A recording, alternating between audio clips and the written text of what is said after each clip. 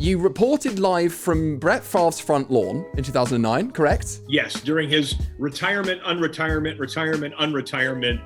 swings of emotion and decisiveness. I was positioned. So you were just stationed on his front lawn? Yeah. So before I became the Red Zone host, I was a roving reporter, and I used to go to practices, to get the latest on whatever team, and I would go to an individual game for NFL Network and then do a report on that game, do post-game interviews and stuff. And so one of my jobs was any big story in the NFL, they would call me up and be like, hey, get to the airport. I'm like, okay, where am I going? Well, you're going to here, you're going to there. There's this happened, that happened. So I get a call, you're going to Hattiesburg, Mississippi. I'm like, there ain't no NFL team at Hattiesburg, Mississippi. They're like, no, it's Favre. That's his hometown. And so I flew in there, and because he was so indecisive, we would stand there for days doing reports like, well, we don't know when he's going to decide. And this is in the deep summer. And for those who don't know the geography of the United States, Hattiesburg, Mississippi is in the southern part of the country, and it gets hot, swampy hot in the summers in Mississippi. And I'm just flop sweating, doing these reports every hour on the hour. And I'm like, you guys, he's not going to decide anything until a week before the game. And this was like in June and early July. I'm like, how many days are you going to make us be out here? And I don't know if this is the story that you wanted, but I figured out Favre's game basically pretty early. I was like, he's going to drag this out so he can avoid training camp. He was an old man at the time. He still loved the NFL. He still loved football. He just didn't love the unfun parts of it, right? And he's like, I don't need to go sweat in training camp. I know the offense.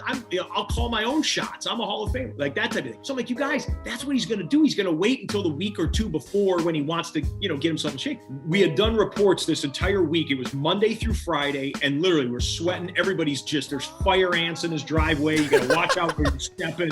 And it was Friday before Father's Day weekend. The guys I was working with, there was men and women, but the guys I was working with, they were fathers. And they're like, is the NFL going to make us stay here all weekend? And I'm like, they're not, because we got nothing to report. Favre ain't deciding in June. He's not going to make an announcement. But ESPN was also there. So it was like a standoff. It was like, one side of the driveway, ESPN's doing their report. The other side of the driveway, Scott Hanson and NFL Network are doing their report.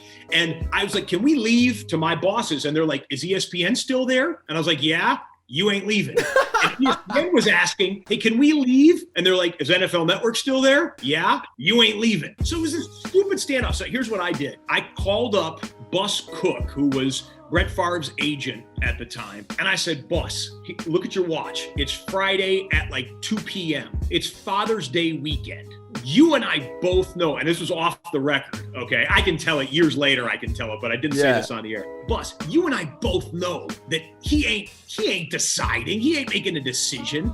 But our bosses have got their panties in a bunch, and they won't let us leave unless we know there's going to be no breaking news. So I said, you tell Brett. I said, you call him right now. And you tell him that my audio guy, my camera guy, they're fathers, and they're going to miss Father's Day if we're standing here in this driveway doing reports all through the weekend. Okay, Scott, hold on a second. Hang up the phone. 2 minutes later, get a phone call. It's Bus. Hey, it's Bus, Scott. Yeah, Bus, tell me good things. Yeah, Brett said you can tell the world that he's not deciding this weekend, and happy Father's Day. Oh, great. And he hangs up the phone. And so I got back on, and I was like, bring me back on live on camera. Ladies and gentlemen, I have just confirmed Brett Favre is not deciding anything this weekend. Blah, blah, we blah. are going home. Well, it turns out Favre was sitting in his living room. He has like 300 acres of property in Hattiesburg. He was sitting in his living room watching our reports, just laughing the whole week. Like, these guys think these guys are being forced to stay in my driveway. He had a back entrance to his property. He would use the back entrance. We hardly ever saw his car come out of the driveway.